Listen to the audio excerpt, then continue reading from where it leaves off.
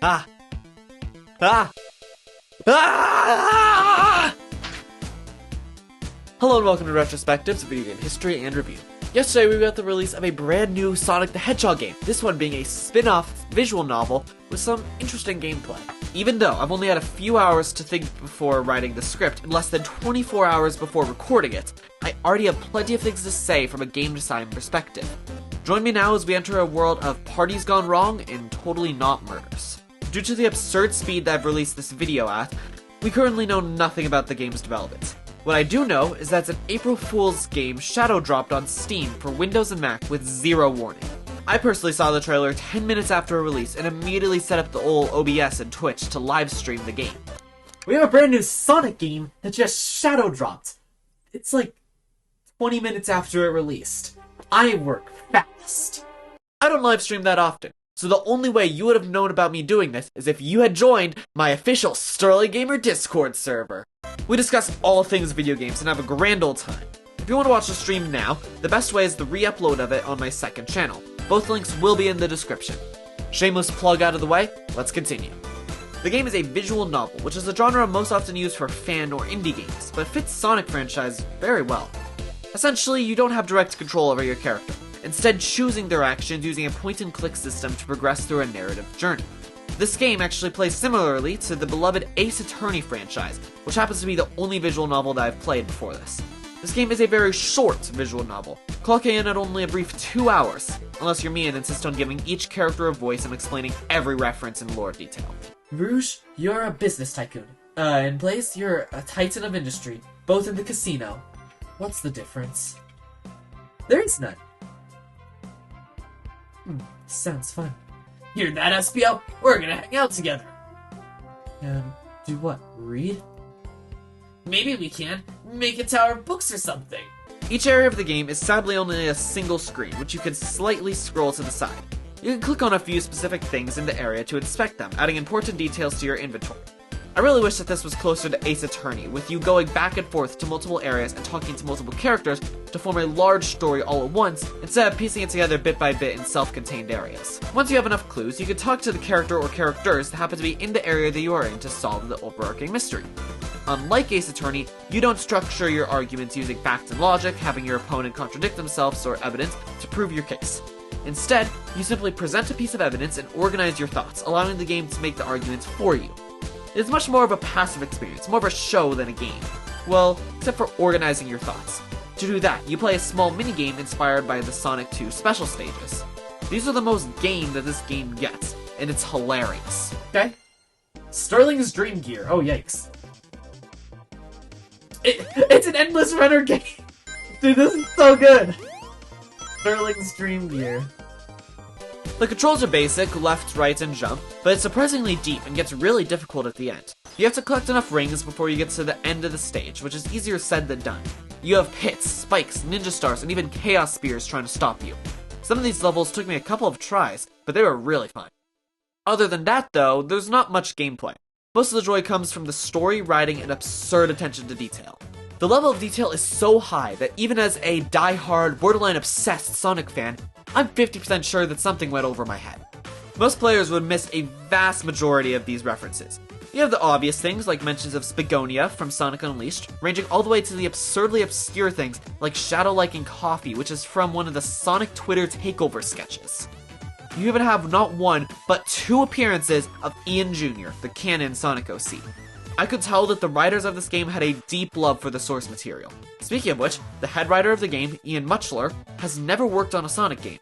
He got to start on some of the online web content such as Sonic Mania Adventures, Team Sonic Racing Overdrive, and Tails 2.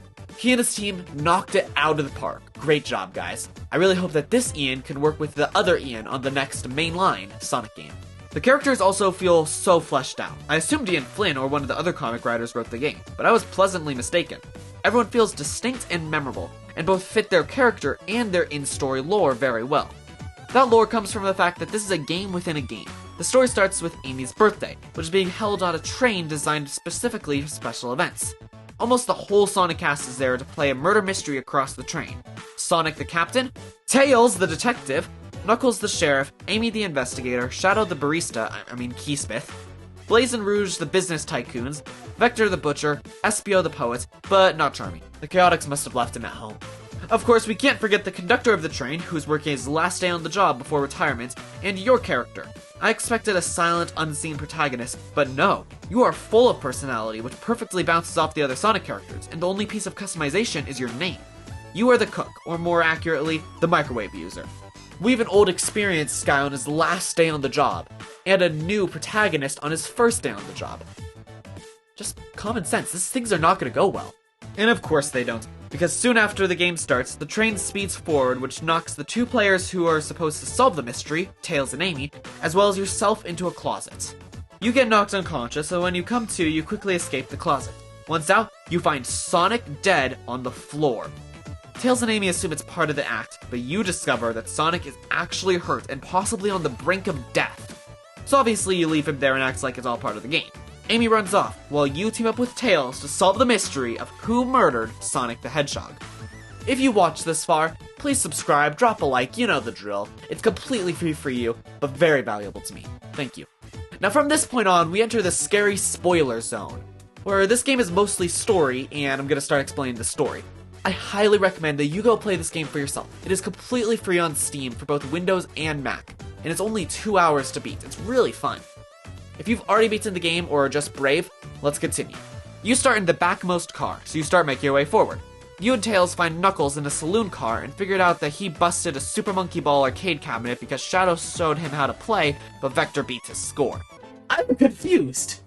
Super Monkey Ball is a thing in Sonic Universe, canonically, but Sonic and Tails are in Super Monkey Ball. And one of the trailers shows one of the trailers for Super Monkey Ball shows Sonic and Tails just interacting with the characters. You know, okay. After further investigation, you get him to admit that Rouge was also there. Oh boy, the shippers are gonna have fun. Knuckles does have an alibi, so he did not kill Sonic. Next, you enter the library, where Vector and Espio are stationed. You find some odd stuff, such as a book written by Dr. Eggman and a framed photo of Ian Jr. You quickly confirm Vector's alibi thanks to the info you received from Knuckles, but Espio is not so simple. He claims to have been reading a book the whole time, but some things are off. For example, he saw Shadow go through to play arcades with Knuckles and Vector, but did not see him return despite everyone having seen him left the saloon. You do manage some mental gymnastics to manage to form a flimsy alibi. You also acknowledge that Shadow has been handing out keys to everyone he passed and locking doors as he goes. After that, you encounter Blaze and Rouge in the casino car and get roped into an overcomplicated plot to steal a fancy Chow egg that has been hidden in a massive vault that is somehow hidden on the train. You have to get around a guard Chow and some creepy robot hands that permeate the whole train. You form a plan to get around each obstacle, getting everything down to the minute detail with comedic elements thrown in. Sadly, it all happens off screen, so we're left to fill in the blanks using the adorable drawings that you made. You steal the egg and try to open it, but it starts ticking like a bomb. You have tons of options, but very little time. Each thing you try and fail wastes more of your precious time, and the pressure is on. The last second, you decide to simply let the timer run out, assuming nothing will happen. You hope your hunch was right, and it is. You're safe and manage to procure the diamond-covered Shao necklace. After that, you leave, assuming that Blaze and Rouge are clean. Rouge was seen by the other people who do have alibis, but Blaze was not, and the only thing you've seen her do was stealing, so obviously she's not the murderer. The final character that you meet is Shadow, who's being grilled by Amy when you find him. The big mystery is why he was locking every door that he could, but also giving out keys to everyone but Tails, Amy, and you. Amy says that she got a tip from someone that confirms for her that Shadow was locking the doors to trap Sonic. We do manage to prove this false due to Sonic being found in the backmost car, past every single person. This still leaves the mystery of what Shadow was doing, so you look around and find a secret passage to the library and a crumpled up printed paper for some band. Using that last detail, you confront Shadow. It turns out that he was trying to lock the doors to keep Amy away so that he could order the tickets to her favorite band for her birthday, but Amy ruined the plan thanks to having a special birthday key that lets her get past any of the doors. Shadow is passing by everyone to lock the doors, but giving keys to everyone to keep them safe. So Shadow has a clean alibi. Well, the only other place to check is the front car that Sonic was supposed to be in before his murder. What you find shocks the whole crew. The conductor is missing, and it looks like there was some kind of battle in here. You look around to find a blow dart, and before long, Tails thinks he knows who the murderer is.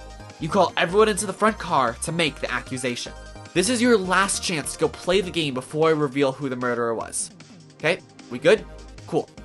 The murderer is Espio. The longest interrogation of the game follows, where you reveal that Espio was not reading books the whole time. Instead, he used the secret passage to get to the lounge and then to the front, bypassing all witnesses, to use the blow dart on Sonic, which knocked him out. Then he snuck back, missing Shadow's return to his own room. The final nail in the coffin for Espio was the tip that Amy got, which made her think that Shadow was it. Turns out that came from Espio trying to blame Shadow. The game could have ended here, with a fun twist and a happy ending. But it did not. There are still two lingering questions. How did Sonic get to the back of the train, and how did Espio get the blow darts? Weapons are not supposed to be allowed on the train. Amy only barely managed to sneak a lighter hammer in. A blow dart would have been caught by the robot arms. Just then, Sonic wakes up. He reveals what really happened. After Espio got him with the blow darts and left, the robotic arms from the train started attacking him. He put up a fight, but the sedative in the darts eventually kicked in, and Sonic was beaten. The arms then captured the conductor and took Sonic through their secret passages into the back of the train for holding. As everyone starts understanding this revelation, the arms start talking. The whole train is actually built by Eggman as a wild attempt to capture Sonic and his friends that he would not have to focus on. The train is currently on its way to Eggman's base and time is running out. Before anyone can do anything, the train launches forward, which pushes everyone off their feet long enough for the arms to put them all in their original rooms, with the exception of Amy and Tails, who are in the front, and Sonic and you, who are in the back. Now the game completely changes tone, and is still very much going. Eggman has finally noticed the notification that one of his trains caught the heroes, and he personally greets Sonic over a video call, explaining what I've already said to you about him making the train. You and Sonic encourage each other, and you start one final minigame to collect enough rings to bust through each door and save everyone. This is the hardest part of the game, but insanely rewarding and fun. Once you get to the front, Sonic gets out of the train entirely and begins fighting it directly, all while the train explains its motivations. It wants to be with the conductor forever, and could not accept that he was retiring after today. It believes that in return for capturing Sonic and his friends, Eggman would make it so the train and the conductor could be together forever. Sonic beats the train, and Espio redeems himself by saving the Flicky that was somehow powering the whole thing. Finally, the game can get its happy ending with Sonic getting Amy a birthday cake, the conductor retiring, and your character having whatever life you say, with the exception of becoming a Sonic regular. Obviously, I chose that my character gets rich from the lottery and then runs a local supermarket. They both got Let's Go Down shirts! Oh! Ah! No, I don't care! I'm afraid! Just Photoshop Oh! Hold on, yeah, I'm taking a screenshot. The Murder of Sonic the Hedgehog has great writing and a really enjoyable story, but that's about it. The gameplay is extremely bare bones, with one minigame repeating over and over and having puzzles be all surface level in one contained area. I can look past these massive issues for the simple fact that this was an extremely fun but quickly put together April Fool's game. The fact that this game exists at all is amazing, and I would not have it any other way. I loved it from start to finish, and I hope this is the first of many small Sonic spin-offs, though I'm not holding my breath. Thank you all so much for watching. If you want to watch my complete playthrough, I did it on my second channel. You should have it in the description and somewhere on the screen soon. I will have a regular Sonic game on the channel soon. I'm thinking of doing a very special one. But that's about all I have to announce right now. Thank you all so much for watching. See you all later. Bye.